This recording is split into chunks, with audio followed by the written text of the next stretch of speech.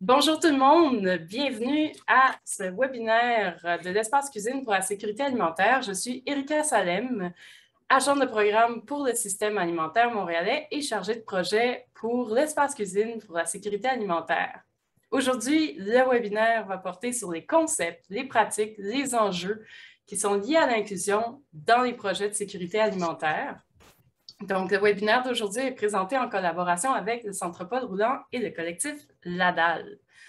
Donc, petite mise en contexte pour commencer, qu'est-ce que l'espace cuisine? L'espace cuisine, c'est un espace qui vise à rassembler les personnes qui travaillent pour la sécurité alimentaire des Montréalaises et Montréalais afin de partager leurs outils, leurs bonnes pratiques, les leçons apprises qui sont issues des projets qui visent à répondre aux besoins alimentaires des Montréalaises et Montréalais, particulièrement les plus vulnérables. Donc, c'est vraiment un espace d'échange pour partager la compréhension des enjeux, mettre de l'avant et promouvoir des approches qui sont plus porteuses, qui sont mises en œuvre à Montréal pour renforcer la coopération entre les acteurs et harmoniser le travail en sécurité alimentaire. L'objectif du webinaire aujourd'hui, c'est d'explorer, il y a deux objectifs. On veut explorer certains concepts liés au droit à l'alimentation et à l'inclusion, et on va s'interroger sur l'intégration d'approches inclusives dans les projets qui visent à renforcer la sécurité alimentaire. Je vous avertis tout de suite que c'est très introductif comme webinaire. On va vouloir explorer cette thématique-là plus en profondeur pour des prochains webinaires à venir. Donc, on y va vraiment en surface pour essayer juste de comprendre c'est quoi les concepts, quelles premières questions on peut se poser quand on s'intéresse à l'inclusion puis les approches inclusives en sécurité alimentaire. Donc, on va y aller avec trois éléments aujourd'hui. On va commencer avec des concepts qui sont liés au droit à l'alimentation et à l'inclusion. Ensuite, on va avoir une petite période d'échange entre le Centre Paul Roulant et le collectif L'Adal, deux projets en sécurité alimentaire, pour comprendre c'est quoi leurs pratiques, leurs enjeux, leurs aspirations pour renforcer une approche inclusive dans leurs activités puis leur gouvernance. Puis ensuite, on va avoir une période d'échange participatif où est-ce qu'on va pouvoir se parler entre nous et poser vos questions. Donc, pour la mise en contexte, si on s'intéresse à l'inclusion, c'est important de comprendre c'est qui, grossièrement, les populations vulnérables face à l'insécurité alimentaire. Donc, à Montréal, il y a une personne sur 7 qui vit une situation d'insécurité alimentaire. Puis si on parle des personnes autochtones en milieu urbain, c'est une personne autochtone sur 3 qui vit en milieu urbain, qui vit dans un ménage en situation d'insécurité alimentaire. Donc, déjà, on voit qu'il y a une surreprésentation. Il y a 70% des ménages qui dépendent de l'aide sociale qui vivent en situation d'insécurité alimentaire. Donc, des gens qui reçoivent de l'aide sociale, il y a une grande partie d'entre eux qui sont en situation d'insécurité alimentaire. Toutefois, au Canada. Merci Jean-Paul, au Canada. Toutefois, les personnes qui vivent de l'insécurité alimentaire, c'est aussi des personnes qui sont en emploi, qui sont employés, qui ont un revenu, mais qui ont un emploi précaire à bas salaire. On parle donc de travailleurs et travailleuses qui sont, surtout, il y a des familles monoparentales avec des chefs de famille, comme une femme comme chef de famille, des personnes qui sont des locataires, donc qui ne sont pas propriétaires de leur logement, et des personnes seules. Il y a les ménages dont la chef ou le chef s'identifie comme autochtones ou noirs sont aussi touchés de façon disproportionnée par l'insécurité alimentaire. Puis il y a 17% des personnes avec un statut d'immigration à Montréal qui sont en situation d'insécurité alimentaire. Selon le bilan fin, plus de 35% des ménages qui fréquentent une banque alimentaire ont des enfants de moins de 18 ans et plus d'un ménage sur 5 est une famille monoparentale. Donc ça, c'est un portrait très grossier. Il y aurait vraiment plus de précision, plein d'autres groupes à voir, à comprendre. Mais c'est se poser la question, quel type de personnes vivent de l'insécurité alimentaire, c'est la base. Mais on pourrait approfondir ça pendant plusieurs heures. Surtout après la COVID. Aussi. Ensuite, si on s'intéresse à l'inclusion, c'est important de parler d'intersectionnalité. Donc, le concept d'intersectionnalité, c'est de comprendre que les groupes de personnes ne sont pas homogènes et présentent de multiples facteurs identitaires croisés. Donc, je peux être une personne à faible revenu, qui n'a aucune éducation formelle, qui est une personne âgée, en fait, et femme, par exemple. Donc, on n'a pas des blocs monolithiques d'identité, on a toute personne a une identité multifactorielle qui vont donc avoir des facteurs de marginalisation qui peuvent s'accumuler et faire en sorte qu'une personne soit plus ou moins marginalisée selon le rapport de pouvoir de la société qui est établi dans la société qu'il ou elle vit. Donc, c'est important de comprendre cette roue-là, puis de comprendre que chaque personne a plusieurs identités, en fait, puis qu'on ne peut pas juste parler des personnes âgées. Il y a des personnes âgées qui sont femmes, il y en a qui sont handicapées. Donc, il y a des facteurs d'oppression qui peuvent s'accumuler pour chaque personne. Donc, ça, c'était la couverture très grossière de qu'est-ce que l'intersectionnalité.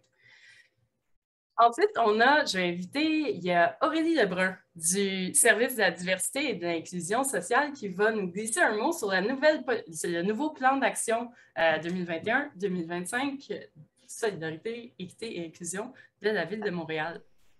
Merci, bonjour tout le monde. Oui, je suis conseillère en planification au service de la diversité et de l'inclusion sociale à la Ville de Montréal, donc à la Ville-Centre. En fait, en deux minutes, ce que je veux dire, c'est que la Ville a déjà entrepris des démarches pour mettre en œuvre l'analyse différenciée selon le sexe ou selon le genre intersectionnel depuis plusieurs années. Mais ce que je veux vous dire aujourd'hui, c'est que dans son exercice de planification stratégique décennale et quinquennale, la Ville a a planifié l'intégration de cette approche dans l'ensemble des services de la Ville. Jusqu'à présent, l'analyse de l'ADS+, était un peu une responsabilité du service de la diversité et de l'inclusion sociale. Et aujourd'hui, l'idée, c'est que ça s'étende à travers toutes les actions, les budgets de la Ville. Donc, la planification décennale de la Ville s'appelle Montréal 2030. Et nous, au service de la diversité et de l'équité, dans notre plan Solidarité, Équité et Inclusion, on formalise cette intégration de l'ADS+. Donc, en fait, ça peut prendre plusieurs formes. Si vous voulez, je pourrais répondre à des questions. L'idée de collecter des données, de différencier est très importante parce que c'est ça le nerf de la guerre, c'est savoir, Erika en parlait avant, là, de qui on parle, qui est là, qui n'est pas là, surtout qui n'a pas accès à des services et pourquoi. Qu'est-ce que c'est les enjeux de sécurité alimentaire selon la population différenciée, etc. Donc voilà, c'est le plan d'action et la stratégie, la planification stratégique de la ville sont en ligne sur le site de la ville Montréal 2030 et le PACI, on l'appelle, le plan Solidarité, Équité, Inclusion, qui contient des actions évidemment en sécurité alimentaire, etc. Comme je dis, je pourrais revenir là-dessus. Alors voilà, merci. Merci beaucoup, Aurélie, de nous avoir présenté très succinctement, mais c'est ce qui avait été demandé. Ce plan-là qui est vraiment, c'est super intéressant de voir que la Ville rentre vraiment avec cette approche-là et qui ont pu s'être structurée par rapport à l'intersectionnalité dans nos travaux. Je voulais aussi prendre le temps de vous présenter le Toronto Black Food Sovereignty Plan qui vient juste d'être adopté par la Ville de Toronto. Ici, là, le texte que vous voyez, c'est de la traduction libre que j'ai faite de différents éléments de ce plan-là. Donc, on va l'appeler en français le plan de souveraineté alimentaire noire. La Ville de Toronto s'est dotée de ce plan-là parce qu'à Toronto, les familles noires sont 3,5 fois plus à risque de vivre de l'insécurité alimentaire comparativement aux familles blanches, avec 36,6 % des enfants noirs qui vivent dans des ménages souffrant d'insécurité alimentaire. Donc, il y a une surreprésentation des personnes noires en situation d'insécurité alimentaire et la Ville de Toronto a décidé de se doter d'un plan particulier pour assurer la souveraineté alimentaire de ces personnes-là. L'objectif, il y a 3 objectifs qui sous-tendent ce plan-là. Ils veulent développer des initiatives menées par et pour des personnes noires, identifier et établir un support périn et du financement pour des infrastructures communautaires qui visent la souveraineté alimentaire des personnes noires. Puis, on veut engager, aligner et mettre à profit des stratégies, des initiatives municipales pour la souveraineté alimentaire des personnes noires.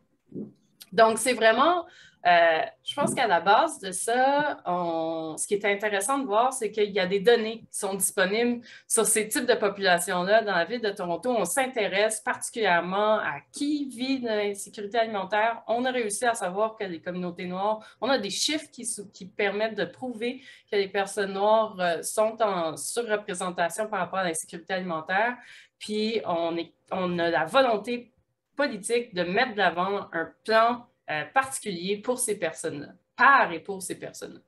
Donc, le plan de souveraineté alimentaire noire s'enracine dans le droit des personnes afrodescendantes à une alimentation saine et culturellement appropriée, produite selon des méthodes écologiques et durables, et leur droit de définir leur propre système agricole et construire leurs institutions pour améliorer la capacité d'accès à l'alimentation et la résilience de la collectivité. Donc, je trouvais ça vraiment intéressant de vous montrer ça. C'est tout nouveau, tout chaud. Ça sort de la ville de Toronto. C'est super inspirant. Je vous invite à aller explorer ce plan-là qui peut vraiment, justement, nous apprendre davantage sur les approches d'inclusion. Puis cette façon de faire-là à Toronto est à explorer. D'ailleurs, on parle de droits des personnes. On va s'intéresser aux droits à l'alimentation.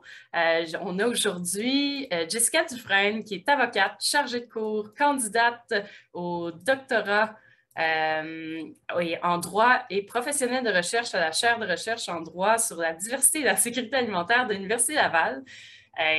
Jessica est non seulement membre du Conseil du système alimentaire montréalais, mais aussi militante pour le droit à l'alimentation. Elle s'implique depuis plusieurs années dans les milieux citoyens et communautaires pour démystifier et promouvoir ce droit fondamental. Jessica, tu veux nous parler de certains principes qui sont liés au droit et à l'inclusion? La parole est à toi.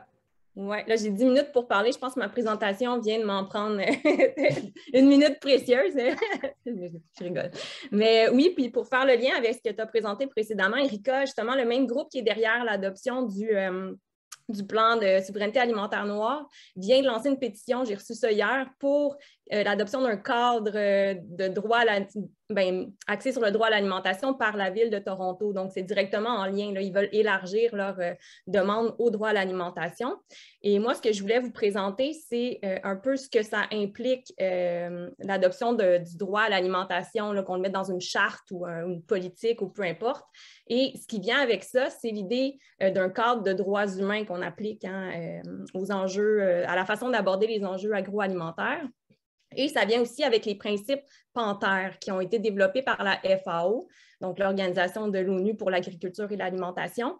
Donc, la FAO incite à l'adoption de ces principes-là. Et on parle c'est les Panthère pour l'acronyme des mots en anglais. Donc, on parle de participation, obligation reditionnelle, non-discrimination, transparence, dignité humaine, autonomisation et état de droit. Et là, si je veux juste présenter assez rapidement qu'est-ce que ça veut dire tout ça, parce que des fois, c'est un peu abstrait. Participation, c'est l'idée d'une participation de tous sans égard à leurs caractéristiques personnelles ou à leurs capacités dans les processus décisionnels qui les concernent. Donc là, quand on parle de droit à l'alimentation, c'est bien sûr par rapport aux enjeux de sécurité alimentaire ou de production alimentaire, etc. Mais c'est aussi des principes, là, je tiens à le dire, qui s'appliquent au-delà du droit à l'alimentation. C'est des principes de cadre de droits humains qui vont s'appliquer à tous les droits, là, mais là, on discute plutôt d'alimentation puis de projets alimentaires aujourd'hui. Obligation reditionnelle, ça c'est l'idée que les décideurs publics en sont responsables de la mise en œuvre du droit à l'alimentation. Donc, c'est à eux que revient la tâche ultime de mettre en œuvre ce droit-là. Ils peuvent bien sûr supporter les organismes communautaires, mais c'est quand même à eux que revient la responsabilité première de le faire. Non-discrimination. Mais là, on est plein dans l'inclusion, puis la participation, c'est l'idée que tout le monde, sans justement, comme je répète un peu, mais sans égard à leurs caractéristiques, que ce soit individuelles ou caractéristiques de groupe, d'identité, puissent participer à la décision, aux décisions qui les concernent. Transparence, là, c'est au niveau des décideurs publics qui doivent être transparents dans leur mode de réflexion, d'adoption des mesures, aussi dans la façon dont ils adoptent ces mesures-là. Il faut que ça soit inclusif et très transparent finalement. Dignité humaine, là, on revient au respect des droits fondamentaux de tous et chacun à travers ce processus-là et dans le déploiement des programmes. Autonomisation, c'est un peu la traduction libre d'empowerment qu'on entend plus fréquemment. Donc, c'est l'idée, justement, le plan de souveraineté alimentaire fait référence à ça. C'est l'idée que les populations veulent elles-mêmes prendre leur situation en main, veulent participer aux décisions et veulent que ce soit vraiment établi selon leurs conditions et leurs besoins. Et finalement, état de droit, ça c'est un peu abstrait, c'est des concepts de plates de juristes, mais c'est l'idée que les gouvernements, les décideurs publics sont eux aussi liés par le droit qui s'applique, par les règles qu'on s'est établies comme société. Donc, ça revient un peu à l'idée de responsabilité, mais doivent respecter leurs engagements. Et là, le lien qu'il y a à faire avec les principes JEDI pour l'inclusion, qu'on a vu apparaître beaucoup au sein des organismes communautaires ou même des entreprises privées ou d'économie sociale. Là où il y a des liens, c'est surtout au niveau des impératifs de participation, d'empowerment, de non-discrimination. Donc là, on parle plutôt de principes qu'on va appliquer à l'interne pour des organisations, mais c'est aussi des principes que les institutions publiques peuvent appliquer dans leur façon de fonctionner, mais c'est a priori, ça a a priori été développé plus pour justement le milieu communautaire et privé. Donc, principe JEDI, on est un peu dans le même principe, c'est l'acronyme pour justice, équité, diversité et inclusion. Donc, 4 principes qu'on doit retrouver dans les façons de fonctionner, dans les modes de fonctionnement internes de ces organisations-là. Et là, l'idée derrière chaque élément, c'est justice. On est dans le démantèlement des obstacles d'accès aux ressources et aux possibilités dans la société pour que toutes les communautés puissent vivre une vie qui est pleine et digne. Équité, c'est l'idée d'allouer justement équitablement les ressources pour s'assurer que tous aient accès aux mêmes possibilités, mais aussi à la base même de reconnaître les avantages ou les barrières qui sont vécues par certains individus et certains groupes. Donc, ça demande une réflexion là, en amont aussi à quels sont les obstacles qui portent atteinte à la capacité de tous d'accéder aux ressources et de participer au processus. Diversité, on est encore dans l'idée de reconnaître les différences qui insufflent certains avantages ou désavantages et qui amènent certaines facilités aussi ou obstacles à certains groupes ou certains individus. C'est important de comprendre aussi que la diversité, ça ne se limite pas aux différences raciales. C'est la diversité aussi, on peut parler des personnes qui vivent en situation de handicap, que ces handicaps-là soient visibles ou non. Donc, on pense vraiment à la diversité de façon très large. Et finalement, inclusion, c'est l'idée de favoriser un sentiment d'appartenance en valorisant et en amplifiant les voix et les perspectives de ceux qui se heurtent justement à plus d'obstacles qui sont liés à leur identité. Donc, c'est un peu le topo que je vous fais très théorique, mais on a des invités là, qui vont pouvoir creuser davantage comment ça se déploie concrètement là, sur le terrain. Voilà. Merci, Jessica, pour ce petit topo des principes Panther et JEDI. D'ailleurs, c'est un honneur d'avoir une JEDI de l'inclusion avec nous pour nous les présenter. Merci beaucoup. Donc, on va sans plus tarder passer à une petite période avec d'échanges entre le Centre Paul Roulant et le collectif La Dalle. Donc, je vais poser quelques questions qu'on peut tous se poser finalement quand on veut planifier un projet qui est un peu plus inclusif. Donc, on va explorer un peu c'est quoi les approches, les pratiques qui sont mises de l'avant par le Centre Paul Roulant et le collectif La Dalle. Donc, on a Laura Marek, qui est gérante de la Popote Roulante et du Centre Paul Roulant, et Dimitri Espérance, qui est cofondateur et directeur général de La Dalle, qui est une épicerie solidaire. Donc, sans plus tarder, je vous laisse la parole premièrement à, excusez-moi, Laura Marek du Centre Paul Roulant pour nous présenter un peu c'est quoi le Centre Paul, très succinctement. Et bonjour à tous et toutes. Donc le Centre Paul Roulant, c'est un organisme communautaire qui est situé sur le plateau Mont-Royal et puis qui fonctionne chaque jour grâce à une communauté de membres. Je vais revenir un petit peu après sur ce qu'on entend par communauté de membres. Donc on a un service de popote roulante qui est vraiment au centre de l'organisme. On livre entre 100 et 120 repas par jour dans 8 différents quartiers 8 différentes zones de Montréal. à des personnes qui sont en perte d'autonomie et ou de mobilité et qui sont dans des situations d'isolement social. En plus du programme de popote roulante aussi, on a un programme en agriculture urbaine et puis en agriculture avec des jardins sur le toit et puis une terrasse sur laquelle on cultive des légumes majoritairement qui sont redonnés, qui sont mis dans la popote roulante ou alors qui sont donnés à d'autres organismes communautaires. Et puis, on a un programme, c'est ça aussi, en agriculture avec une ferme à Senneville où il y a une production de légumes aussi. Et puis, les légumes sont mis en panier, revendus à des membres de la communauté qui achètent des paniers ou alors redonnés aussi. Donc, pour les programmes en agriculture urbaine et puis en agriculture, il y a une visée à la fois de production de fruits et légumes, mais aussi d'éducation vis-à-vis des systèmes alimentaires et de la production locale. On a ça. Ce qui est assez singulier au Centre Paul Roulant, c'est le fonctionnement avec une communauté de membres. Ce qu'on appelle les membres de la communauté, c'est à la fois les clients de la popote roulante, donc les personnes qui reçoivent les repas, les bénévoles. Le Centre Paul Roulant fonctionne avec une communauté importante de bénévoles. On a environ 30 bénévoles qui viennent chaque jour nous aider pour préparer les repas de la popote roulante. Il y a des bénévoles qui viennent en cuisine en matinée, en cuisine en après-midi également, et puis qui font la livraison des repas.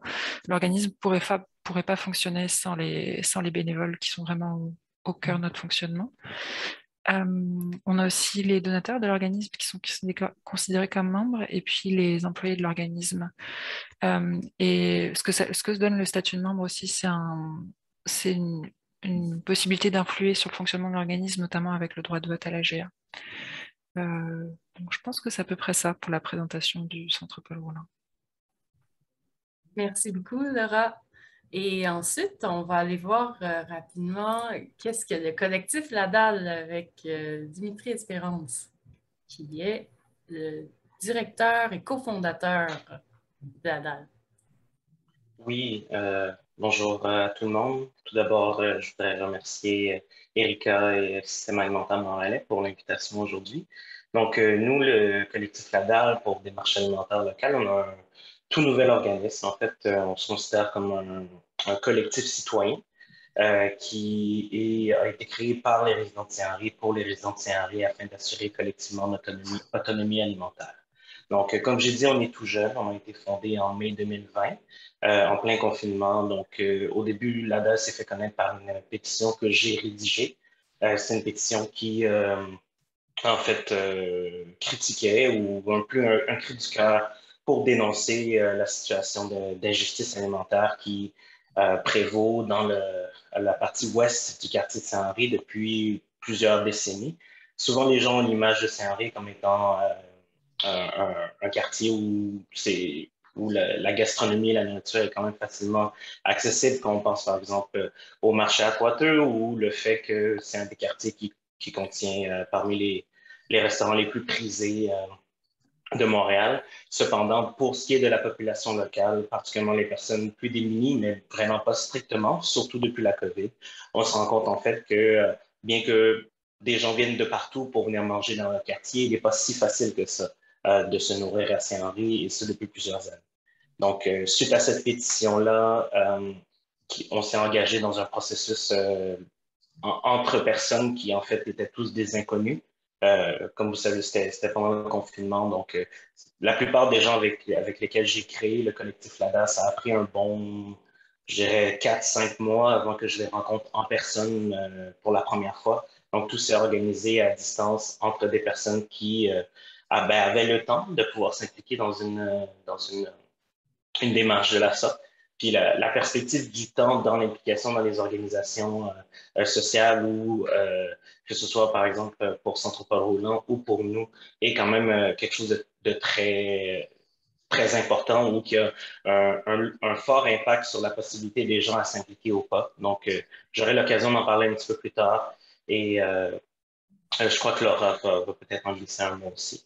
Donc, c'est ça. Le premier projet pour le collectif, c'est l'épicerie d'Al.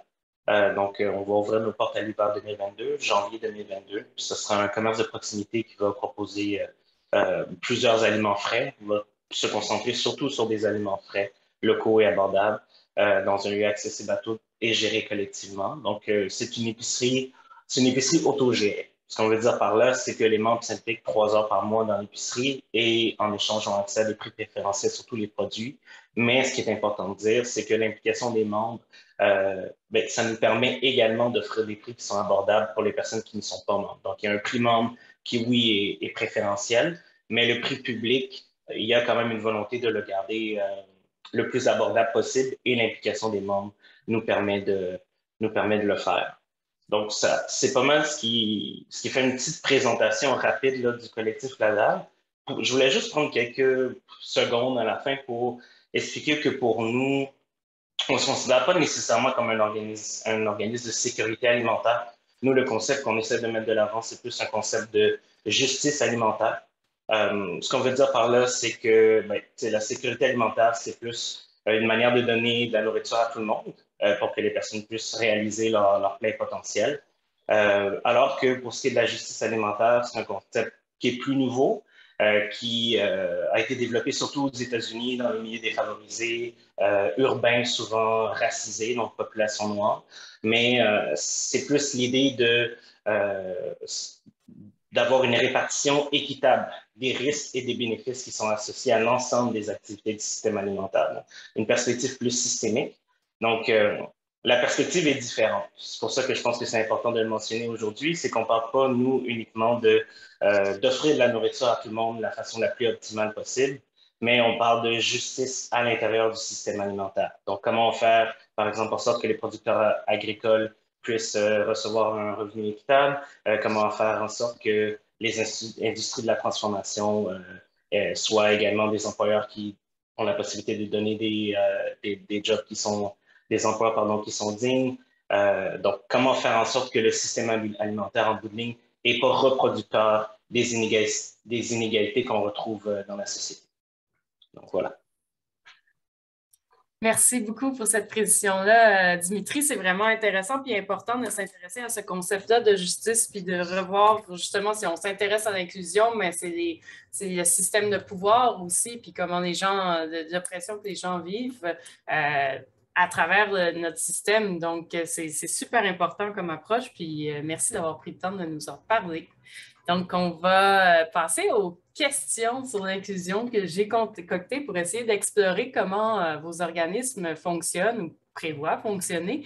Donc, premièrement, j'aimerais juste simplement savoir, là, si on commence avec, par exemple, le Centre Paul Roulant, qui reçoit les services d'aide alimentaire de votre organisme et à quel groupe sont dédiées les activités de votre organisme? Tout simplement. Alors, pour les services d'aide alimentaire, donc ça va être les repas de la popote roulante. Et ils sont pour des personnes qui sont en situation de perte de mobilité et ou d'autonomie et en situation d'isolement social. Donc souvent, ça va être des personnes qui vivent seules ou qui n'ont pas de proches aidants ou plus de proches aidants avec un proche aidant qui peut être épuisé, par exemple.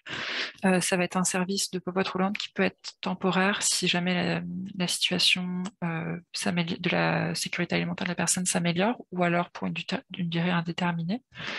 Et puis après, les activités, c'est sûr que ça peut être plus large, parce que ça, au Centre Paul Roulant, on a à la fois un service alimentaire, mais il y a aussi une visée d'engagement social, et ça peut se faire aussi à travers le bénévolat au Roulant. Puis ça c'est assez ouvert. Au niveau des bénévoles, on a vraiment une diversité au niveau de nos bénévoles. Ce qu'on observe souvent, c'est que ça va être des personnes qui sont en situation de transition dans leur vie. Donc, on va avoir par exemple des personnes qui viennent d'arriver à Montréal, on va avoir des personnes qui sont aux études, des personnes qui viennent de prendre leur retraite, des personnes qui sont en recherche d'emploi, par exemple. Donc là, je dirais que c'est assez divers. Puis ce qu'on observe aussi des fois, c'est qu'il y a des personnes qui vont être bénévoles, puis après qui vont devenir clients du Centre Paul Roulant, des personnes qui sont bénévoles, qui vont devenir employés par la suite, ou donateurs. Donc on voit qu'aussi au sein de notre communauté, on a des personnes qui vont passer dans qui vont avoir différents rôles, je veux dire, ou qui vont avoir différents rôles dans l'organisme. Super. Puis, est-ce qu'il y a une volonté d'intégrer Ou peut-être que je n'irai pas tout de suite vers ça. D'accord. Merci pour... on va y aller avec ça pour le roulant tout de suite. On va aller voir du côté du collectif La Dalle. Donc, c'est particulier votre situation parce qu'effectivement, comme ça a été mentionné, vous ne faites pas un service d'aide alimentaire. Là. Vous êtes une épicerie, mais donc il y a un système de membres. Est-ce que tout le monde... Vous avez parlé, est-ce que les gens qui sont en situation de vulnérabilité économique, par exemple, sont touchés par votre épicerie? On dit souvent que les épiceries solidaires touchent surtout des personnes un peu plus aisées. Est-ce que vous avez une volonté d'aller de façon, si vous êtes en approche de justice alimentaire, j'ose croire que vous allez à plus large, vous avez une sensibilité par rapport à qui vous allez toucher? Oui, tout à fait. Évidemment, comme j'ai mentionné, nous, notre épicerie n'est pas encore ouverte, elle va ouvrir en janvier. Cependant, je peux vous expliquer un petit peu c'est quoi la logique qui sous-tend notre intervention. Donc, déjà, la dalle, je crois qu'on est dans une situation un petit peu particulière parce qu'on se retrouve à la croisée de plusieurs mondes, si je peux dire. C'est-à-dire, d'une part, on est un organisme communautaire dans la définition la plus de base, ce qui veut dire qui est au service de sa communauté. On est également une entreprise d'économie sociale à travers le modèle d'affaires qu'on met en place dans notre épicerie, mais on est également aussi un commerçant de quartier avec un local, avec un commerce qui a pignon sur rue. Donc, la réponse rapide serait de dire que les services alimentaires, donc l'épicerie, sont dédiés à la population en général, mais dans les faits, de par notre mission et de par les valeurs qu'on a, que j'ai eu le temps de parler un petit peu avant, il y a quand même certains types de populations, certaines personnes qu'on veut aller rejoindre plus directement. Ce que je veux dire par là, c'est par exemple, oui, il y a l'épicerie qui fonctionne, mais on a également à l'arrière de l'épicerie une cuisine collective. Donc, cette cuisine-là permet à la fois de permettre à certaines personnes de développer des habiletés en cuisine. Ça permet également de cuisiner les invendus de l'épicerie et de certains commerces du quartier. Et ça permet enfin de faire aussi du prêt-à-manger, qui peut aussi être une manière de s'attaquer à l'insécurité alimentaire. Donc, on va mettre en place à notre ouverture un projet pilote de livraison, livraison d'épicerie, livraison de plats prêts à manger, qui va se faire au début avec les résidences de personnes âgées qui sont près de l'épicerie. À l'ouest de Saint-Henri, il y en a plusieurs, je crois qu'il y en a 4, 3 privés, un géré par la ville, puis un 6e même qui est un CHSLD. Donc, l'idée, ça va être de justement offrir ce service de livraison gratuit-là aux personnes qui sont personnes âgées, perte de mobilité ou des personnes qui vivent l'isolement social, de manière à ce que l'accessibilité qu'on veut offrir à l'épicerie soit le plus large possible. La raison pour laquelle on met en place ce système-là, c'est de se dire que, en bout de ligne, ouvrir une épicerie bien qu'autogérée dans un désert alimentaire, c'est pas suffisant pour être réellement capable de rejoindre toute la population et surtout de rejoindre les personnes qui sont plus difficiles à rejoindre. Donc, outre notre activité économique, là, qui est l'épicerie, on va également mettre en place plusieurs programmes en parallèle qui vont permettre de rejoindre ces populations-là. Donc, en bout de ligne, l'épicerie n'est pas la finalité. L'épicerie est un moyen qui nous permet, grâce à son modèle d'affaires et grâce à certains surplus qui sont générés, de les réinvestir dans des programmes qui, eux, ne rapportent pas nécessairement d'argent. Et c'est bien correct comme ça, comme par exemple le système de livraison. Super, merci. Donc là, ma prochaine question, j'ai un peu répondu, Dimitri. Je me demandais, avez-vous l'objectif de rejoindre des groupes de personnes marginalisées ou à risque de vivre l'insécurité alimentaire? Donc oui, des personnes âgées, des personnes en perte de mobilité, en isolement, vous allez pouvoir les rejoindre avec votre service de livraison. Donc, vous mettez des activités particulières qui ont été développées pour répondre aux besoins de ces personnes-là. Je me demandais, si j'aimerais ça explorer un peu plus, si vous avez un système de membership qui permet d'accéder à des prix un peu plus accessibles encore quand on va devenir membre de l'épicerie.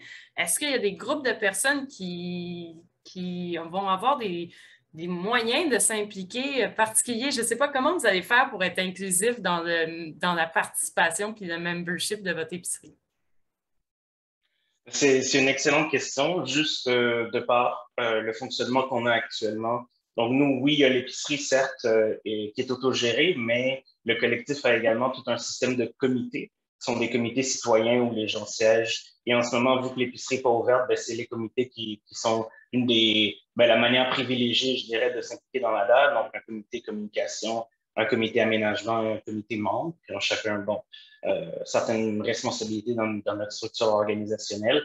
Et déjà, juste depuis l'année, si on veut, qu'on est ouvert à la dalle, on se rend compte que, je veux pas, on attire souvent le même type de personnes. On attire souvent des personnes qui sont relativement jeunes, on attire souvent des personnes qui sont blanches, et on attire souvent des personnes qui sont relativement privilégiés. Évidemment, il y a plusieurs types de privilèges, comme ça a été mentionné tantôt, avec l'introduction à l'intersectionnalité, mais par exemple, si je devrais en tabler sur certains, mais c'est des gens qui sont en santé et souvent avec une éducation qui est post-secondaire.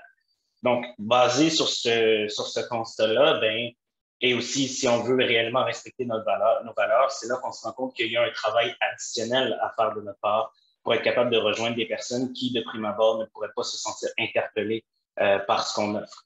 Donc, il est clair qu'actuellement, notre système de membership est offert à certaines personnes qui ont quand même une certaine sorte de privilège. Comme je mentionnais tantôt, c'est des personnes qui ont du temps, qui deviennent membres parce que l'implication dans les comités, ça demande quand même pas mal de temps, souvent à chaque semaine. Et l'implication en épicerie, ça demande 3 heures là, tous les mois, comme je l'ai mentionné. Donc, actuellement, il y a cette situation-là où, veux pas, c'est des personnes qui ont déjà la possibilité de pouvoir s'impliquer, qui vont également bénéficier du prix membre. La raison pour laquelle on fait ça, c'est qu'évidemment, on est une organisation en démarrage. Puis, à travers notre structure, c'est ça qu'on est capable d'offrir au début, c'est-à-dire tu fais ton 3 heures à l'épicerie, c'est un membership basé sur la participation. Mais on est conscient déjà, avant même d'avoir ouvert, que cette participation-là peut créer une forme d'exclusion auprès des personnes qui n'ont pas le temps de pouvoir devenir membre actif de la DAL. Et donc, pour ces personnes-là, l'idée, c'est d'essayer de trouver différentes manières de pouvoir les inclure. Ce que je veux dire par là, c'est que d'une part, il y a du travail qui peut être fait pas à l'épicerie, par exemple. C'est-à-dire que l'épicerie, c'est un petit peu limitant parce qu'il faut que tu viennes à un chef de travail, etc., lors des heures d'ouverture de l'épicerie. Donc, l'idée, c'est d'essayer de mettre en place certaines tâches qui peuvent être faites possiblement à l'extérieur de l'épicerie. On est déjà en train de regarder avec certaines résidences de personnes âgées, par exemple, pour la possibilité de faire de l'ensachage. Donc, ça, c'est une première piste. Ensuite, il y a l'idée aussi que certains membres nous ont parlé qu'il y a certaines personnes qui auraient la possibilité de faire plus que le 3 heures nécessaire. Donc, l'idée d'avoir un petit peu, comme on peut voir à certains endroits, l'idée de café en attente ou nourriture en attente, bien là, ça serait l'idée, par exemple, de membership en attente. Ce que je veux dire par là, c'est qu'avec ces personnes-là qui en font plus, il y aurait la possibilité de constituer une banque. Et donc, s'il y a des personnes qui viennent à l'épicerie qui ne sont pas membres nécessairement, bien, ces personnes-là pourraient se prévaloir tout de même du prix membre. Donc, en toute transparence, je vous dis les pistes de réflexion qu'on a jusqu'à maintenant sur ça, mais il est clair qu'on a encore du travail à faire et qu'on n'a pas de solution parfaite encore. Merci beaucoup. C'est clair qu'il n'y a pas de solution parfaite. Il y a toujours des obstacles qui sont difficiles à contourner. Moi, je pense, par exemple, une mère monoparentale, là, comment trouver, tu avais mentionné le temps, c'est clair que la maman monoparentale qui vit en situation d'insécurité alimentaire peut avoir accès à des prix à l'épicerie solidaire du quartier. Ça prend des approches particulières pour lui donner accès à tout ça. Donc, c'est super que vous soyez très sensible à ces questions-là. On va retourner du côté du Centre Paul Roulant. Vous travaillez donc, il y a le volet aide alimentaire, donc il y a du transport, il y a de la livraison qui est donnée à des personnes en situation de perte de mobilité, qui vivent de l'isolement social, qui vivent seules. Puis vous avez des activités d'engagement qui permettent, par exemple, des étudiants de participer. Mais j'étais curieuse, au niveau des activités du roulant, est-ce qu'il y a des groupes de personnes marginalisées que vous tentez, que vous aimeriez rejoindre plus, que vous voyez que vous n'avez pas tant présentement, ou est-ce que vous avez l'objectif de rejoindre des groupes marginalisés ou là, je parle d'insécurité alimentaire, mais oui, pour participer à vos activités? Nous, c'est vrai que là, actuellement, enfin, la façon dont on fonctionne, c'est qu'on on essaie de réduire les barrières à l'entrée dans l'organisme. Donc, ça peut se faire de plusieurs façons. Pour les bénévoles, par exemple, ça va être le fait qu'on ne va pas avoir de minimum de temps d'engagement. Une personne peut venir faire du bénévolat 3 fois semaine, une autre va venir faire du bénévolat 1 fois dans l'année. Donc, à ce niveau-là, ça aide aussi. Et puis, c'est sûr que l'avantage du temps, c'est toujours un enjeu et une barrière pour l'implication bénévole. Mais ça, c'est une façon de réduire cette barrière-là. C'est aussi qu'on demande pas d'expérience minimale pour le bénévolat. Puis on veut que chacune puisse trouver ce qu'il recherche. Donc on a aussi une diversité d'engagement bénévole qui est possible. Ça peut être en cuisine, ce qui va permettre de développer des compétences en cuisine pour les bénévoles, d'être entouré, de rencontrer du monde. Ça peut être en livraison aussi pour découvrir la ville, par exemple. Ça peut être dans des collectifs bénévoles où là, ça permet de développer des compétences, d'autres compétences. Après, des barrières qu'on peut retrouver pour le programme de la popote roulante aussi, ça va être dans la façon dont on reçoit nos références. Ça peut être une barrière parce qu'on fonctionne avec des travailleuses du milieu de la santé. Donc les personnes nous sont référencées. Pour les personnes qui n'ont pas de référence du milieu de la santé, pour le moment, on fonctionne sur du cas par cas, mais c'est sûr qu'il y a une barrière à ce niveau-là.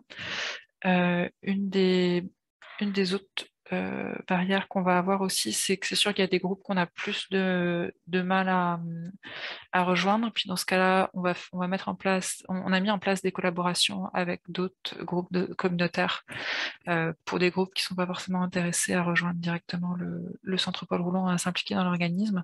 Par exemple, on a un partenariat avec le Black Community Research Center où on fait du référencement croisé. Il y a aussi un partenariat avec une collaboration, avec le Native Friendship Center, pour lequel il y a vraiment des échanges et puis de la co-création. Ça a commencé avec des dons de paniers alimentaires, et puis c'est qu'il y a aussi des échanges d'expertise de leur côté pour les questions autour des enjeux pour les communautés autochtones, et puis nous, on leur partage aussi notre expertise concernant par exemple l'agriculture urbaine. Donc il y a des échanges à ce niveau-là. Après, une des autres barrières qu'on peut avoir aussi, c'est au niveau des employés dans le milieu communautaire. On a une politique en place au niveau pour les salaires, parce que c'est sûr que dans le communautaire, ça peut être une barrière aussi. Des personnes qui ont des dettes d'études, par exemple, ne vont pas forcément vouloir rejoindre le milieu communautaire. Donc, on a mis aussi en place une politique salariale pour ajuster les salaires.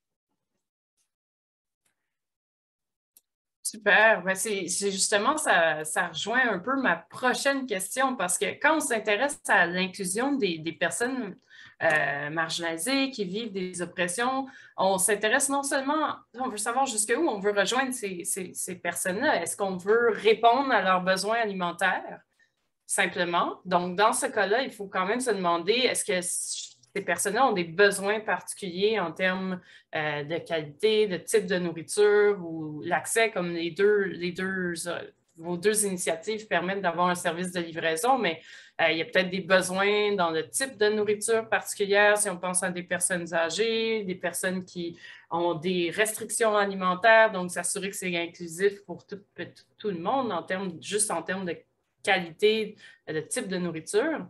Après ça, au-delà de l'aide alimentaire, même on veut répondre aux besoins alimentaires, mais on peut avoir un volet plus participatif, comme vous faites, par exemple, encore une fois, dans les deux organisations. Du côté du roulant, vous avez plusieurs activités, il y a du bénévolat, même chose du côté de la dalle, vous avez un système de membership, il y a des activités, il y a des implications qui sont prévues. Mais j'aimerais ça passer au volet un peu plus gouvernance de vos organisations, à savoir, la prise de décision. Est-ce qu'on est capable, est-ce que vous tentez d'aller jusqu'à l'intégration de personnes qui vivent des oppressions, qui sont marginalisées, qui sont à risque de vivre de l'insécurité alimentaire dans les prises de décision de vos activités et même de votre organisation en soi? Je ne sais pas par qui commencer. Je vais donner la parole à Laura. Oui, au niveau de la gouvernance, nous, là, c'est ça, ce que je disais tout à l'heure, c'est que Donc, tout membre de l'équipe, tout bénévole, tout donateur et tout cliente de la popote roulante fait partie du Centre Paul Roulant comme membre, donc a le droit de vote à l'AGA et a le droit de se présenter aussi pour faire partie du conseil d'administration. Donc ça va être une façon aussi de proposer à tous les membres de la communauté d'influer sur le fonctionnement de l'organisme à travers la possibilité de rejoindre le conseil d'administration et de voter. Et puis aussi pour les clientes, on souhaite répondre à leurs besoins alimentaires, mais aussi leur donner la possibilité d'influer sur le fonctionnement de l'organisme. Puis ça se fait à travers le droit de vote à l'AGA et puis à la participation, mais aussi à la réponse d'un sondage qu'on envoie chaque année, et puis qui va aussi nous permettre de changer nos fonctionnements. Et puis aussi à travers la prise en compte de leurs commentaires dès qu'on les a au téléphone. On a quotidiennement nos clients au téléphone, que ce soit quand ils vont placer les commandes pour la semaine ou pour le mois, pour nous faire des retours sur les différentes livraisons qu'ils ont eues, par exemple. Donc ça, en les prenant en compte quotidiennement, et puis ça nous permet aussi de faire des changements à ce niveau-là. Puis c'est sûr qu'on a aussi des événements pour la communauté. Puis ça permet aussi aux personnes de se sentir inclus au sein de l'organisme, et puis aussi de peut-être de favoriser l'engagement aussi, parce que quand on se sent inclus dans l'organisme, on a aussi envie de s'engager peut-être plus. Donc ça, c'est une façon qu'on a aussi pour favoriser l'engagement. Super. Puis du côté de la DAL, au niveau de la gouvernance, de la prise de décision, vous avez vos membres déjà qui sont impliqués. Est-ce que, je ne sais pas, j'aimerais ça qu'on aide davantage par rapport à la structure des prises de décision. Vous avez des comités. Est-ce que déjà vous avez des travaux faits pour améliorer l'inclusion dans ce sens-là? Oui, c'est sûr que c'est une perspective, un objectif qui est constant dans la DAL, c'est-à-dire de rejoindre le plus de personnes possible. Je crois qu'il y a plusieurs facettes à cette question-là. Donc déjà, d'une part, au niveau de rejoindre les gens par rapport à leurs besoins alimentaires, ça se fait plus à travers l'épicerie. Et l'idée, c'est que c'est pas strictement les personnes qui sont membres de l'épicerie qui ont la possibilité d'influer sur ce qui va être vendu sur les tablettes de l'épicerie. C'est un peu là-dessus ce que je mentionnais tantôt sur le fait qu'on est un peu entre différents mondes.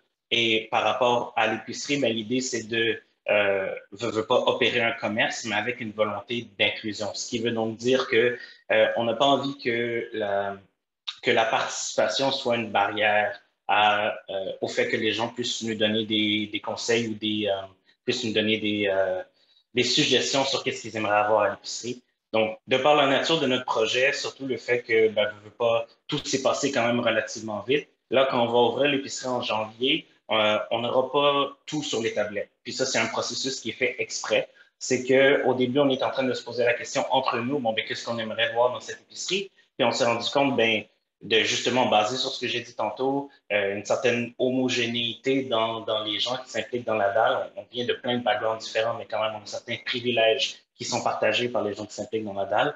Il y avait donc cette idée-là que les gens qui vont venir à l'épicerie, surtout en continu, mais particulièrement dans les premiers mois, voire la première année, c'est de mettre en place un processus très, très simple pour que les personnes puissent nous donner des suggestions sur qu'est-ce qu'ils aimeraient voir dans l'épicerie.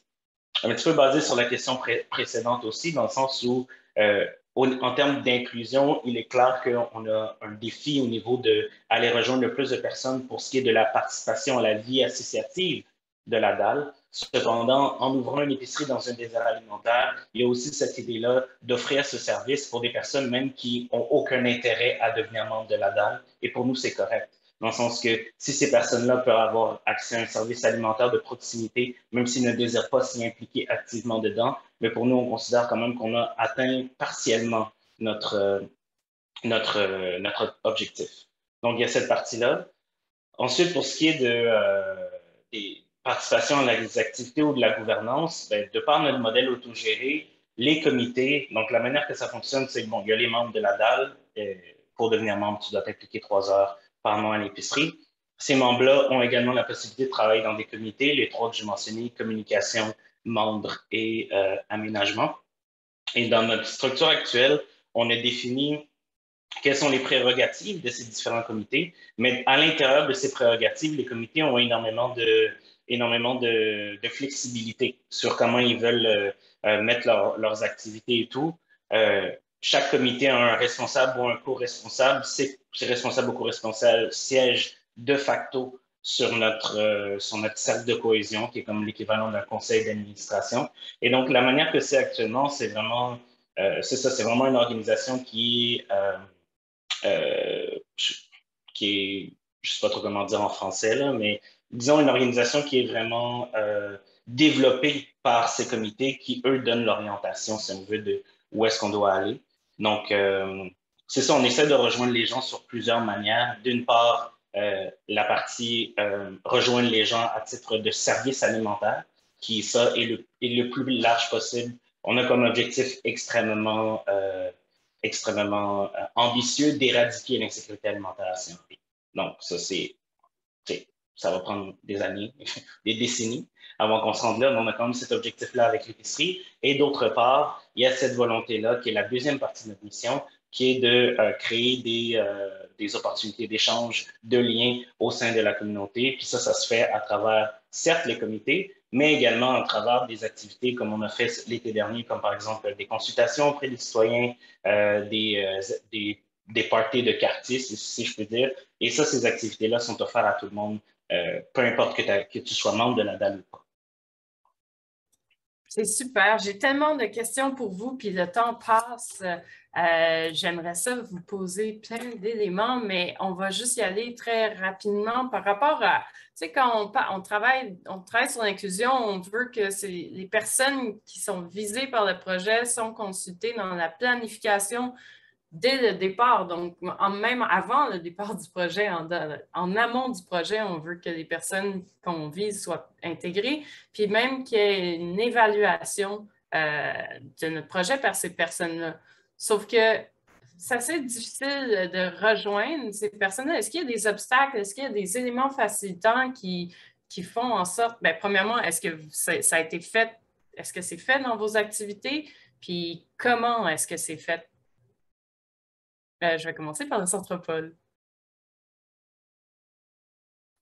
C'est vrai que nos activités, elles sont en place depuis plus de 20 ans déjà, donc au niveau de la planification, c'est un petit peu difficile à répondre, mais c'est ça, je pense que j'ai répondu un peu en amont à la question, c'est que pour par exemple les repas, on a un sondage aux clients, clientes chaque année qui leur permet de s'exprimer à la fois sur le fonctionnement de l'organisme, sur les repas qui sont livrés, sur le travail des employés, sur le travail des bénévoles, sur les repas qu'ils reçoivent, sur les menus. Et ça, c'est pris en considération pour améliorer notre travail et puis améliorer notre menu aussi. Puis c'est ça, on prend en compte leurs commentaires quand on les a au téléphone aussi. Pour les bénévoles aussi, on a des échanges avec eux, elles, quand ils sont dans l'espace. Et puis ça nous permet aussi d'ajuster nos façons de faire.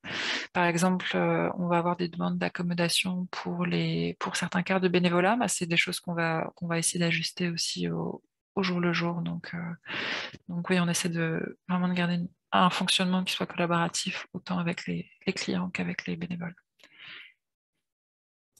Puis avec la fracture numérique, donc, vous fonctionnez beaucoup par téléphone, puis avec des formulaires papier sur place lors des activités, si je comprends bien? Oui, par exemple, pour le sondage qu'on a effectué cette année pour les clients, clientes, on l'a envoyé par papier à travers la livraison des repas. Donc, ils ont reçu un formulaire papier qui nous ont redonné aussi pendant la réception des repas. Mais on a donné plusieurs options pour pouvoir répondre au sondage. On a des clients, clientes qui préféraient y répondre en ligne. Donc, il y avait l'option d'y répondre directement en ligne, il y avait l'option d'y répondre par papier. L'option d'y répondre par téléphone aussi. Donc, on essaie de donner plusieurs façons de répondre pour justement essayer de limiter les barrières à la participation. Super, merci. Puis du côté d'Ada, vous êtes vraiment en phase planification, mais je ne sais pas si déjà vous êtes intéressé à comme. Je suis curieuse de savoir, est-ce qu'il y a une analyse déjà des membres qui est faite? Est-ce que vous êtes déjà est-ce que vous constatez des éléments par rapport à ça? Vous êtes en train de travailler à cette heure-ci alors que le projet n'est même pas commencé? Oui, c'est sûr et certain. Je dirais que de notre côté, vu que l'ouverture est imminente, on a aussi cette idée-là, ou du moins on essaye de se convaincre de cette idée-là que peut-être se concentrer à créer ce véhicule d'une part et puis par la suite avoir la possibilité de l'améliorer parce que c'est sûr qu'on aurait la possibilité là, de revenir à la table à dessin à plusieurs reprises. Pour ce qui est de la planification de notre projet, par exemple, on a, quand on a commencé l'été après la publication de la pétition, on a fait des vox pop, donc on allait dans les parcs du quartier pour interviewer les gens, leur poser des questions prédéterminées sur justement qu'est-ce qu'ils pensaient de la situation alimentaire à Saint-Henri, est-ce que leurs habitudes alimentaires ou leurs habitudes de consommation avaient changé depuis la COVID, etc. Donc, vraiment des questions avec le moins de biais possible. Il y a certaines personnes qui nous ont dit, par exemple, que pour eux, il n'y avait pas de problème d'alimentation à Saint-Henri et c'est très correct. Donc, c'est comme ça qu'on a commencé. Ensuite, on est allé avec une étude de marché qu'on a fait qui était strictement réservée aux personnes qui habitaient à Saint-Henri même. Donc, on a eu la chance d'avoir 500 personnes qui ont répondu à cette étude de marché habitant tous dans notre quartier, ce qui est quand même très bon considérant qu'on a une population de 18 000 habitants. C'est un très petit quartier Saint-Henri. Par contre, cette idée de fracture numérique est une idée extrêmement importante. Ce que je veux dire par là, c'est que justement, c'est un de nos gros angles morts, ou du moins, peut-être pas un angle mort plus qu'on en est conscient, mais plutôt quelque chose sur lequel on doit travailler énormément parce que le fait que la plupart de nos activités et de notre mobilisation, de notre communication se fasse en ligne, et ça, c'est aussi un réflexe qu'on a pris du fait que notre fondation de notre organisation s'est faite dans un contexte où c'est tout ce qu'on pouvait faire. La rencontre en personne n'était pas possible, même illégale. On voit justement que ce soit à travers les algorithmes des réseaux sociaux ou tout simplement à travers l'image, l'identité visuelle qu'on amène en ligne, on voit que justement le fait qu'on utilise strictement ce média-là ou en grande majorité ce média-là fait qu'on est très, très connu d'une certaine partie de la population et pas du tout, voire peu connu d'une autre partie de la population du quartier. Donc ça, c'est quelque chose sur lequel on veut travailler. Ensuite, pour l'autre question au sujet de l'évaluation de notre projet, les deux, un découle de l'autre. C'est-à-dire qu'on évalue déjà en se regardant dans les rencontres qu'on a, les rencontres de comité, les événements qu'on fait, que justement, on représente une certaine partie de la population du quartier, puis on a déjà cette évaluation-là qu'on a un travail additionnel à faire pour les rejoindre, comme j'avais dit, des populations plus marginalisées, et particulièrement les populations racisées. Ça, c'est une bonne chose à prendre en considération. Ce n'est pas parce que le cofondateur ou le directeur général d'une organisation est racisé qu'automatiquement, ça veut dire que les personnes racisées vont se sentir hyper interpellées par l'organisation et dire « Oh, ça peut aider ». C'est sûr que la représentation est extrêmement importante. C'est même un des messages que je voulais amener aujourd'hui, dans le sens où si les personnes que vous essayez de rejoindre réussissent à se voir dans votre organisation, c'est déjà un bon début, mais c'est pas suffisant. Donc, il y a un travail qu'on a à faire justement pour aller rejoindre ces personnes-là. Et puis, autant il y a une partie qu'on peut faire une fois que l'épicerie est ouverte, autant il y a une partie qu'il faut qu'on commence à réfléchir en amont, parce que pour certaines personnes, la perception va guider va guider leurs habitudes et il y a certaines personnes qui oseront peut-être jamais rentrer dans l'épicerie La Dalle parce qu'ils auront cette idée-là que c'est un projet justement plus pour les jeunes, peut-être même certains vont penser qu'on est un agent gentrificateur. T'sais. Donc, travailler sur cette perception-là, c'est quelque chose qu'on essaie de faire actuellement à travers, par exemple, notre campagne de sociofinancement ou à travers tout ce qu'on fait, c'est d'essayer de prendre de court, si on veut, les perceptions que les gens pourraient avoir par rapport à notre organisation, notamment, justement, on est pour les personnes, principalement pour des jeunes professionnels blancs ou, par exemple, qu'on est plus pour les personnes plus aisées de Saint-Henri, ce qui est totalement faux. Mais on ne peut pas en vouloir aux gens de penser ça. S'ils pensent ça, c'est que nous, on a un travail additionnel à faire au niveau de notre message et un travail additionnel à faire également au niveau de notre mobilisation. C'est super intéressant, puis le temps passe super vite. Ce que je vais faire, pour ma dernière question, je vais me tourner un peu vers nos participants, en fait, parce que je vais vous inviter, on a posé, en fait, cette question-là lors de votre inscription, puis j'aimerais ça avoir un peu plus cette conversation-là avec le monde dans la salle qui sont là aujourd'hui. S'il y a des il y a des groupes de personnes qu'on aimerait rejoindre au sein de vos organisations qui ne sont pas tant rejointes pour le moment. Quelles sont les barrières à leur inclusion? Donc, la question a été posée. Y a-t-il des groupes de personnes à risque de vivre l'insécurité alimentaire que vous aimeriez rejoindre, mais qui ne sont pas tant rejointes? Et on a eu plusieurs réponses, notamment les personnes allophones, les personnes immigrantes, les personnes racialisées, les aînés, les gens qui vivent dans les HLM, des personnes à mobilité réduite, les nouveaux arrivants, les personnes seules, les personnes handicapées, des personnes marginalisées, des enfants dans les écoles, et il y en avait encore plus de réponses. Donc, je vais arrêter de partager. Oh, est-ce que je suis capable d'arrêter? Stop share. On va passer un peu plus en période d'échange.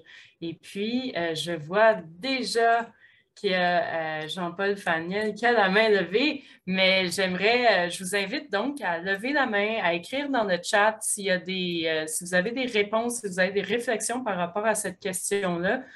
Ça va être vraiment apprécié de vous avoir. Donc, n'hésitez pas à lever la main. Mais Jean-Paul, j'aime ça, tu ouvres le bal. Mais il va falloir ouvrir ton micro, par exemple, si tu veux nous parler, parce que présentement, on ne t'entend pas. Voilà. On va faire dès début janvier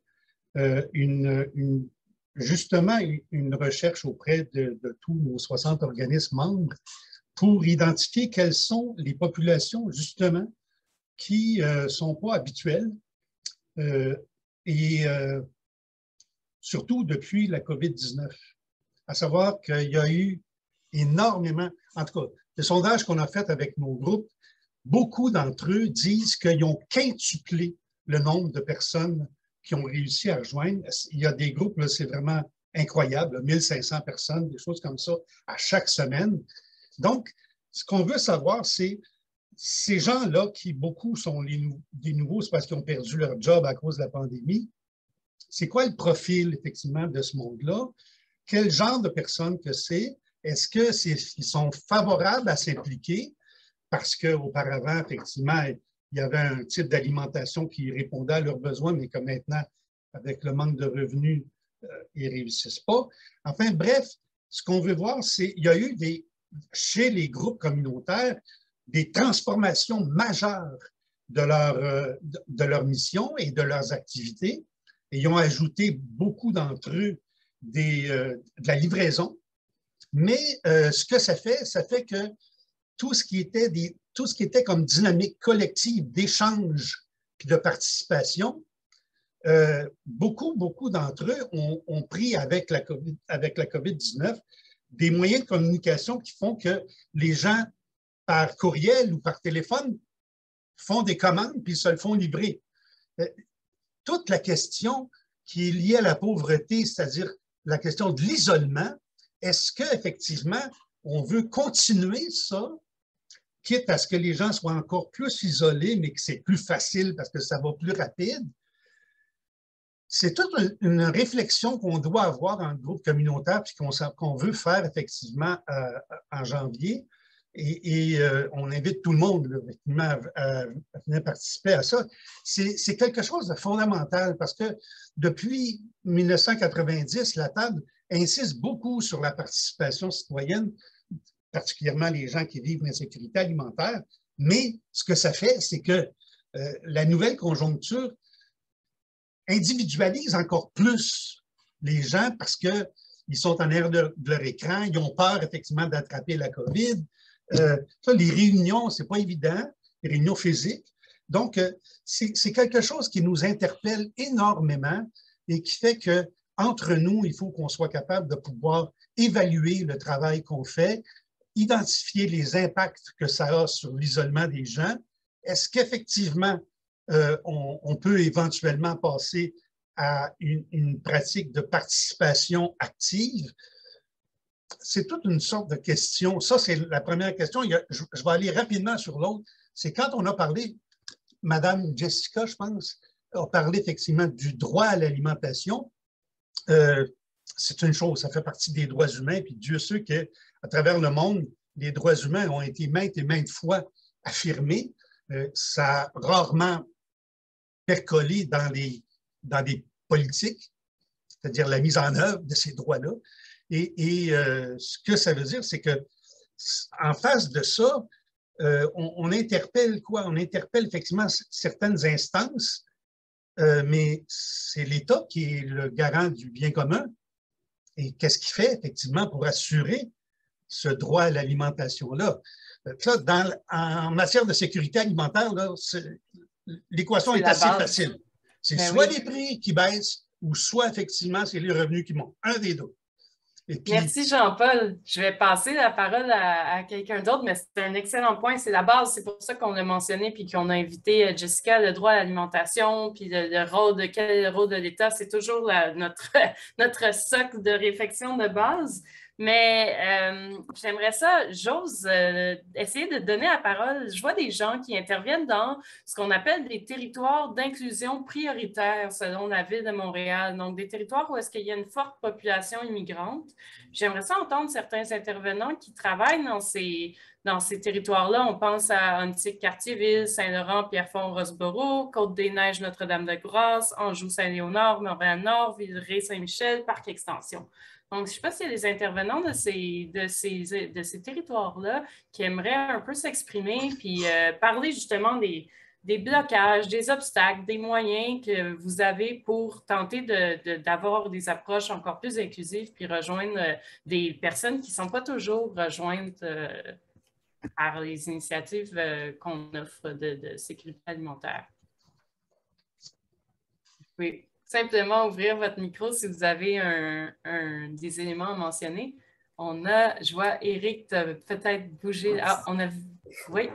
On a Éric, puis après Véronique Larouche. Écoute, Éric de Jeunesse au Soleil, on n'est pas exactement dans ParkX, mais on est très proche, puis on a une large clientèle de ParkX, puis bien sûr de le reste de Montréal.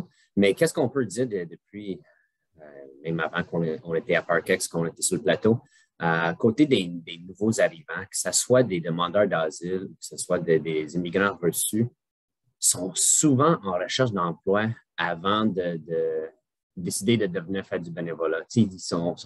Nous, qu'on les reçoit, ça fait déjà 4, 5, 6 mois qu'ils essayent de trouver un emploi, bien sûr, dans leur domaine, puis ils sont résolus de faire du bénévolat parce qu'on nous a aidés avec une aide alimentaire. Ils trouvent qu'on est sympathique, ils ont le goût de s'impliquer, puis ils cherchent une expérience canadienne, la fameuse expérience canadienne, qu'on soit capable de donner une bonne référence à ces personnes-là. Je te dirais, c'est un peu ça la situation que nous, on voit avec des nouveaux arrivants. Ben, c'est super intéressant.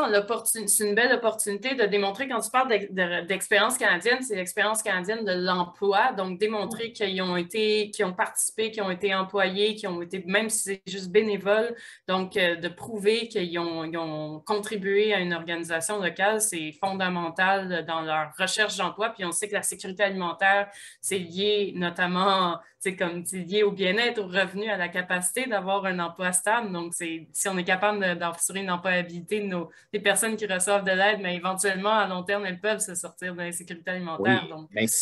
C'est souvent ça qu'on voit avec cette tranche-là de bénévoles. Avec les nouveaux arrivants, c'est souvent des jeunes familles. Puis souvent, ils nous quittent pour le marché du travail. On est bien contents pour eux autres. Magnifique. Merci beaucoup, Éric. On a Véronique qui avait la main levée. Oui, moi, c'était pour parler un peu de la situation à Antique-Cartierville, puis surtout à Bordeaux-Cartierville. Il y a quand même beaucoup d'immigrants puis de nouveaux arrivants. Puis chez Ville-en-Vert, nous, on est un organisme d'éco-quartier. C'est les affaires environnementales qui nous intéressent, mais on a aussi des projets en alimentation, d'agriculture urbaine, des ateliers de sensibilisation à la saine alimentation, etc. Puis on essaie de rejoindre davantage ces communautés-là qui sont plus vulnérables dans le quartier. Puis comment qu'on a trouvé, comment qu'on essaie de les rejoindre, c'est beaucoup avec nos partenaires. Je dirais qu'on travaille beaucoup avec les tables de quartier, puis on va voir des partenaires qui travaillent déjà avec ces communautés-là. Donc, par ces partenaires-là, par ces organismes-là, on peut rejoindre ces populations-là. Parce que nous, de mobiliser nos ressources humaines, puis d'aller chercher ces personnes-là, ça nous demande beaucoup de temps, puis de différents moyens et tout, alors qu'il y a des organismes qui sont déjà en lien avec eux parce qu'ils font des cours de francisation, parce qu'ils font des ateliers autres avec les nouveaux arrivants et tout. Donc, tu sais, ça, on a trouvé que c'est un bon moyen pour les rejoindre. Puis c'est ça, comme j'ai entendu, là, avec la COVID, ça a été super difficile de rejoindre les personnes en personne, en fait. Là. Nous, on allait souvent dans les événements, dans les marchés, faire des kiosques, dans les parcs pour parler avec ces personnes-là puis les impliquer dans nos projets. Mais là, avec la COVID, ça a été vraiment difficile. Là, ça recommence. Mais donc, c'est ça, c'est comme une espèce de frein. C'est sûr qu'on essaie de penser à des nouvelles manières, mais justement, c'était pour ça que j'étais là aujourd'hui, là, pour discuter avec vous d'autres moyens, tu sais, le téléphone et tout, on n'a plus le bottin téléphonique, on ne va pas aller au travers des numéros de téléphone. Là. Les gens, ils ont des cellulaires et ne sont pas accessibles par le bottin, en tout cas. Fait qu'on essaie de penser à différents moyens de les rejoindre, ces personnes-là, parce que la fracture numérique est assez présente aussi dans nos quartiers. Là. Donc voilà, c'était les 2 points que je voulais ajouter. Ben, c'est une excellente question, puis je serais curieuse j'ai peut-être des éléments de réponse en tête, mais je suis certaine qu'il y a des gens dans la salle qui auraient des idées, des suggestions, des approches qu'eux mettent en place dans leurs organisations pour, au-delà d'avoir des partenariats, mais comment faire pour rejoindre ces groupes de population-là qu'on rejoint moins de façon naturelle ou dans nos habitudes de communication. C'est sûr que, en attendant que quelqu'un lève la main, c'est sûr que d'aller vers ces gens-là, c'est où se trouvent ces personnes-là? Est-ce que des personnes qui sont immigrantes d'une certaine communauté, il y a toujours les lieux de culte où est-ce que les gens vont aller? Donc, il faut aussi être en partenariat non seulement avec ce qui est le service social, mais aussi même au niveau de la spiritualité, la religion, il va y avoir des personnes qui vont se retrouver là. On a Lynn Chabot de... surtout d'espoir. En fait, tu sais, parce que tu parlais des arrondissements de Montréal, puis là, pour être autant montréalais, on n'était pas là pour les immigrants, mais oui, il y en a de plus en plus dans l'Est chez nous. Pourquoi? Parce que peut-être les loyers sont un peu moins dispendieux encore, mais bon. On a fait un sondage, nous, auprès des usagers de la banque alimentaire, puis ce que ça donnait, c'est qu'il y en avait, peut-être un tiers, peut-être près de 40 à 50 %, disons plus, là, qui étaient intéressés à soit découvrir des nouveaux aliments, goûter ou participer à des ateliers. Puis, par contre, là où j'ai passé le sondage avec une population, avec 2 personnes immigrantes, entre autres, là, il y avait l'emploi. Éric mentionnait l'emploi. Nous, c'était plus parce que ces personnes-là étaient aux études aussi, ils venaient ici pour étudier. Puis, il y en avait un des 2 qui avait beaucoup d'enfants. Donc, il y a aussi le problème chez ces populations-là qui peuvent manquer de temps pour s'impliquer, malgré qu'ils sont intéressés. Fait que c'est vraiment comment concilier finalement leurs besoins avec les ressources qu'on peut leur donner. Puis, une possibilité, entre autres avec les personnes âgées auxquelles j'ai pensé dernièrement, c'est... On a fait une demande de subvention conjointe avec le Centre d'action bénévole qui, eux, desservent des aînés au niveau de l'épicerie suite à la COVID, là, parce qu'ils sont isolés puis ils ont besoin d'aide pour faire leur épicerie. Et puis, c'est souvent justement des personnes âgées qui sont numériquement, qui ont une grosse fracture, ils n'ont pas accès à Internet et tout. Donc, il y aurait ces possibilités avec d'autres organismes, un peu comme Véronique disait, là, de pouvoir voir quelle autre clientèle on pourrait facilement, eux ont une banque là, de ces personnes-là, donc on pourrait travailler en commun pour aller offrir un service conjoint, disons, ou un atelier conjoint pour ces personnes-là. Merci beaucoup, Lynn. Là, c'est le moment que je vais vous dire que je vais être coquine, puis que c'est trop intéressant, puis qu'il est 11h45, mais que je vous invite, les gens qui doivent quitter, je vous remercie vraiment de votre participation, mais pour les autres qui veulent continuer la conversation, on a des gens qui ont la main levée, puis je trouve ça vraiment pertinent. On va prendre le temps de rester ensemble. Pour ceux qui doivent quitter, vraiment, je vous remercie pour votre participation. Vous allez recevoir l'enregistrement, les documents de référence, peut-être même d'autres outils et lectures qu'on va joindre au courriel suite au webinaire, mais passons tout de suite il y a Dimitri qui a la main levée pour contribuer à la conversation. Oui, ben, en fait, c'était pour essayer d'amener un élément de réponse. Puis c'est un enjeu qu'on a aussi, nous, à la CNRI, bien qu'on soit dans un quartier où comment je peux dire, le pourcentage de population, soit qui est immigrante, qui est issu de la diversité, est plus bas que la moyenne montréalaise. Donc, un petit peu, tu sais, il y a une situation où on n'en a pas beaucoup dans notre groupe, mais c'est aussi pas un quartier où ils sont aussi présents que dans d'autres. Mais ce que je voulais dire en bout de ligne, c'est qu'un des éléments de réponse ou un des éléments d'approche que nous, on essaie de mettre en place pour attirer davantage les personnes racisées ou les immigrants, c'est l'essai d'avoir une approche antiraciste. Je sais que c'est quelque chose qui n'est pas énormément discuté dans le cadre de la sécurité alimentaire ou des organisations qui travaillent en alimentation, mais le principe en bout de ligne, c'est une approche, c'est un processus actif. Ce que je vous disais justement tantôt, qu'on a déjà remarqué ça, processus actif d'identification et d'élimination du racisme. Donc, en changeant des systèmes, des structures organisationnelles, des politiques, des pratiques, etc., de manière à ce que le pouvoir soit mieux redistribué. Puis la raison pour laquelle je dis tout ça, c'est que je ne veux pas, pour plusieurs personnes racisées, il est clair que la manière dont la plupart des organismes de sécurité alimentaire sont constitués peut être des barrières que ces organismes ont peut-être même pas anticipées. Par exemple, il y a beaucoup d'organisations de sécurité alimentaire qui ne sont pas conscientes du fait que, ou fermées même, sur le fait que le racisme est présent dans le système alimentaire, c'est même une tendance lourde dans le système alimentaire, et que des facteurs de privilège dans, par exemple, le fait qu'il y ait une majorité de personnes blanches au niveau de l'équipe de travail ou même au niveau des dirigeants peut créer une certaine barrière qui fait que ces personnes-là auront plus tendance à être le sujet de conversation que plutôt réellement à la table où les décisions sont prises. Donc, l'idée, c'est aussi d'avoir aussi cette réflexion constante de se dire quoi dans nos pratiques, quoi dans les manières qu'on fait peut créer une exclusion que nous-mêmes, on n'avait même pas anticipée. Donc, je pense qu'il y aurait beaucoup de richesse à commencer à aborder de plus en plus cette question des pratiques antiracistes dans la sécurité alimentaire. C'est beaucoup discuté aux États-Unis, c'est beaucoup discuté aussi dans le Canada anglais, mais j'ai l'impression qu'au Québec francophone particulièrement, ce n'est pas encore quelque chose qu'on discute suffisamment.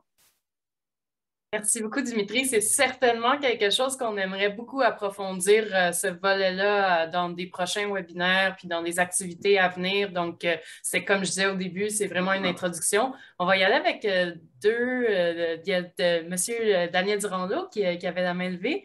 Je serais curieuse de vous entendre. Oui. Oui, bonjour. Donc, à la table de quartier de Ville-et-Mar, Côte-Saint-Paul, il y a un projet d'épicerie solidaire là, qui s'appelle l'épicerie Paul et Mar, qui est ouvert il y a 18 mois environ, mais dont on a fait l'inauguration officielle hier soir. C'est intéressant cette question des populations défavorisées parce qu'il y a un sondage qui a été fait parmi les utilisateurs, les clients qui venaient, puis on sentait parmi nos membres une sorte de pudeur à essayer d'un peu définir c'est quoi cette notion de défavorisation. Les questions étaient plus générales. C'est plus facile de demander aux gens, vous habitez quel secteur géographique du quartier, il y a combien d'enfants, tout ça. Alors, je veux juste dire que ce n'est pas si simple que ça parce qu'en même temps, il y a le souhait très fort de ne pas stigmatiser, de ne pas faire en sorte que l'épicerie, c'est de la résumer à dire c'est un endroit pour des populations plus défavorisées. Et il y a même un combat, c'est même à beaucoup d'endroits pour se dire, bien, justement, c'est une épicerie pour tout le monde. Mais c'est intéressant, cette notion-là. Je vous dis, parmi les membres de la table, il y avait une sorte de, moi je pense, je vais prendre le mot pudeur, à essayer de circonscrire cette notion de qu'est-ce que c'est la population démunie. Donc, les questions étaient plus générales. Donc, on sait combien de gens parlent français, combien de gens sont allophones, mais on n'est pas allé beaucoup plus loin. Alors, est-ce que c'est par l'observation, par des études? Mais je veux juste vous dire que ce n'est pas si simple que ça de documenter puis de circonscrire cet aspect-là. Oui, tout à fait pertinent. Effectivement, il y a une stigmatisation qui est liée à ça, qu'on ne veut pas nécessairement être associé de se déclarer personne défavorisée. Je suis désolée, mais je vais essayer. Jassie Kaur qui a levé la main. Corrigez-moi, s'il vous plaît. Oui, c'est Jassie Kaur. Bonjour tout le monde. Alors, j'ai une petite pointe aussi importante. Moi, ça fait 17 ans que je travaille au centre communautaire. J'ai remarqué beaucoup que les nouveaux arrivants ont toujours besoin d'aide, mais comme ils sont gênés de venir demander l'aide, surtout dans l'alimentation, parce qu'ils sont bien établis dans leur pays, mais quand ils arrivent ici, c'est un peu difficile au début. Mais c'est ça que j'ai remarqué. Soit ils n'ont pas le temps pour faire du bénévolat ou participer aux activités qu'ils prennent, les cours, les formations, ou ils travaillent. Bien sûr, s'ils ont des familles, ils ont besoin des sous aussi. C'est ça. J'ai trouvé un peu de difficulté à rejoindre. Ou bien il faut leur appeler plusieurs fois, comme on fait, comme approcher comme famille, comme on doit faire les téléphoniques plus souvent. OK, s'il vous plaît, venez, votre boîte est prête ou quoi. C'est ça. Ils sont un peu gênés. Et merci beaucoup. Merci pour votre réflexion. Donc, vous nous invitez à persister malgré les difficultés qui vont dans ce sens-là, puis à offrir aux gens de façon assez répétitive, sans être trop intense, mais quand même de ne pas se laisser rabrouer devant des personnes qui seraient peut-être un peu gênées d'accepter d'être aidées, ce qui peut être difficile pour certaines personnes d'accepter de recevoir de l'aide. On a eu quelques interventions dans le chat là, avec, je trouvais ça intéressant rapidement, le Cycliste solidaire nous parle qu'il y a des personnes qui sont intolérants au gluten ou à d'autres éléments, puis ils n'ont pas toujours de travailleurs sociaux pour accéder aux services, que ce soit, là, on a une organisation, mais une organisation ou une autre, des fois, d'avoir des références, ce n'est pas facile. Donc, c'est de voir finalement comment on fait pour référer les personnes qui n'ont pas nécessairement la chance d'être référées, mais qui auraient besoin qui ont des difficultés en sécurité alimentaire. Donc, là, encore une fois, un élément à explorer que là, on va prendre une dernière intervention de la part de Linda Gemois, puis ensuite, on va devoir clore ce webinaire. Votre micro est fermé, par exemple. Désolée. Je suis contente de pouvoir, en tout cas, de pouvoir parler puis de terminer peut-être la rencontre. Il y a une chose aussi, c'est que moi, je travaille à l'arrondissement d'Annecy-Cartierville, puis entre autres, dans mes mandats, c'est la gestion des jardins communautaires. On le sait qu'au niveau local, les jardins communautaires font partie du système alimentaire, puis surtout de la production, puis de l'accès aux légumes frais pour les citoyens. Par contre, ce que nous, on a vu aussi dans certains enjeux qu'on a à l'arrondissement, c'est qu'on tente d'aller chercher justement les premiers arrivants, les gens qui souffrent peut-être d'insécurité alimentaire, mais ce n'est pas facile d'aller chercher ces gens-là. Puis souvent, il y a des nouveaux arrivants, il y a des problèmes aussi de langue, il y a des problèmes et nous, au niveau de la main-d'œuvre dans les jardins communautaires, on n'a pas nécessairement les ressources pour encadrer ces personnes-là. Alors, moi, ça fait des années que je tente de trouver justement une manière d'être capable d'avoir avec des regroupements ou des organismes sociaux, justement, d'être capable d'aller chercher ces gens-là, d'aller travailler dans les jardins avec eux, mais pour leur intégration en même temps, puis s'assurer que si déjà pendant 5-4 mois dans l'été, ils ont des légumes frais, bien, en même temps, il y a l'apprentissage des saines habitudes de vie, tout ça. Et là, ces personnes-là sont déjà dans un système alimentaire et on pourrait peut-être facilement les intégrer ailleurs aussi pas troulantes ou peu importe, dans les cuisines collectives. Donc, moi, à mon niveau, c'est ça, des problèmes d'avoir des gens pour nous aider au niveau des ressources humaines pour l'intégration dans nos programmes existants. Je ne sais pas, sûrement dans les autres arrondissements aussi. J'aimerais ça peut-être voir c'est quoi vos solutions, finalement. Merci. Bien, c'est un excellent mot de la fin parce que hier, je lisais une lecture sur la sécurité alimentaire qui est faite par un centre de recherche qui s'appelle le CREMIS. Puis, il s'intéresse au bien-être, répondre au bien-être de des populations par la sécurité alimentaire. Puis vraiment, pour y arriver, là, il préconise une approche globale pour répondre aux besoins, l'ensemble des besoins des personnes.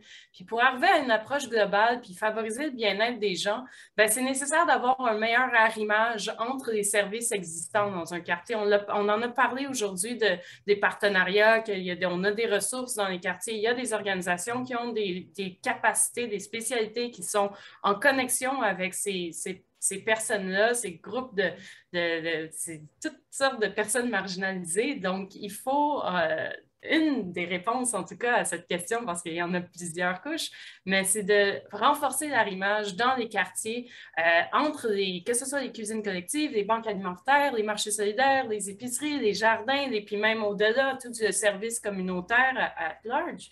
Donc, de renforcer ce travail-là ensemble. Puis justement, avec l'espace cuisine, on va essayer d'aborder ce volet-là, de comment renforcer l'arrimage dans un prochain webinaire qui va aller toutefois en janvier.